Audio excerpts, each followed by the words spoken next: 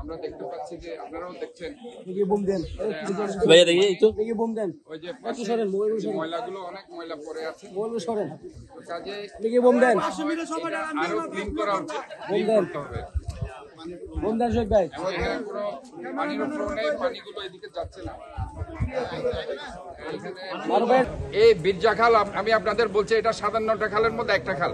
কাজে এই বীরজা খালটা শুধু ক্লিন করার জন্য ম্যাক্সিমাম আমাদের যে সরকারি যে বাজেট আছে এবং আমাদের যে ইজিবিতে যে বাজেট হয়েছে সেটা ম্যাক্সিমাম 50 লাখ টাকা।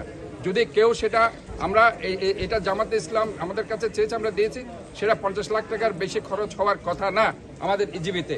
কাজে তারপরে আমরা বলছি যে পরিমাণে কাজ আমরা হয়তোবা মনে করেছিলাম যে ক্লিন হওয়ার কথা, সেখানে আমরা আজকে এটা দেখতে পাচ্ছি প্রচুর পরিমাণে ময়লা এখানে পড়ে আছে। সেটা এখন আমাদেরকে আবারও ক্লিন করতে হবে। আমাদের সিটি কর্পোরেশনের যে স্পেশাল টিম আছে তারা আগামীকাল থেকে আবার এটা ক্লিন আপ কার্যক্রম শুরু করবে। কাজে আমরা মনে করি আমরা যে 57টি খাল পর্যায়ক্রমে যে কাজগুলো আমরা করে যাচ্ছি ক্লিন এবং মেনটেন করার জন্য যে ইকুইপমেন্টসের আমরা বারবার বলছি যে 300 কোটি টাকা এখন হয়ে গেছে, সেটা যদি আবারও 100 কোটি টাকা বাড়িয়ে আমাদেরকে যদি বিনা শর্তে, বিনা সুদে, বিনা ঋণে আমাদেরকে যদি সেটা গ্রান্ট দেওয়া হয়, জনগণ সেটা উপকৃত হবে। আমি আবারও সবাইকে ঐক্যবদ্ধ থাকতে বলছি, আর যত্র ময়লা না ফেলার জন্য আমি বলছি, কারণ এখানে সব জায়গায় ময়লা আপনারা ফেলে এটাকে ডাস্টবিন শহরে পরিণত করবেন না। এবং আমি আরেকটা জিনিস আপনাদেরকে বলছি, যেখানে যেখানে স্ল্যাব নেই, যেখানে যেখানে আপনাদের রিস্ক পয়েন্টগুলো আছে, এখানে আমাদের যে প্রোটেক্টিভ ওয়ালগুলো হয়তোবা দেওয়া নেই অনেকগুলো, সেগুলো আপনারা বলবেন, আমরা সেটা ইনশাল্লাহ ঠিক করে দেব। আমরা সব সময় মনে করি আমাদের কাজ হচ্ছে জনগণের জন্য, জনগণের পাশে আছে আমরা থাকব ইনশাল্লাহ।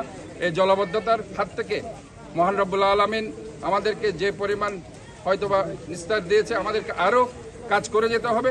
এই কাজগুলো আমাদেরকে করতে হবে, কারণ এই শহরটা আমাদের শহর, এই শহরকে আমাদেরকে ভালোবাসতে হবে। এবং আমি আবারও বলছি, যত্রতত্র প্লাস্টিক, পলিথিন, ককশিট এগুলি ফেলবে। আমরা দেখেছি সেটা 100 কোটি টাকা কমিয়ে দিয়েছে, সেটা এখন 298 কোটি টাকা, মানে 300 কোটি টাকা হয়ে গেছে। তাও প্রায় 160 কোটি টাকা তারা বলছে 5% ইন্টারেস্টে আমাদেরকে লোন দেবে। কাজে দেখুন, আমরা একটা সার্ভিস ওরিয়েন্টেড অর্গানাইজেশন, এখানে যদি তারা এই পরিমাণে আমাদেরকে লোন হিসাবে দেয়, তাহলে পরে এটা আমাদের জন্য এটা বার্ডেন হয়ে যাবে। আমি মনে করি কমপ্লিট যেটা 300 কোটি টাকাও তারা যেটা ছাড় দিয়েছে অর্থ মন্ত্রণালয় থেকে, এটা কমপ্লিটলি গ্রান্ট হিসাবে সিটি কর্পোরেশনকে দেওয়া হোক, যাতে আমরা জনগণকে সার্ভিস দিতে পারি।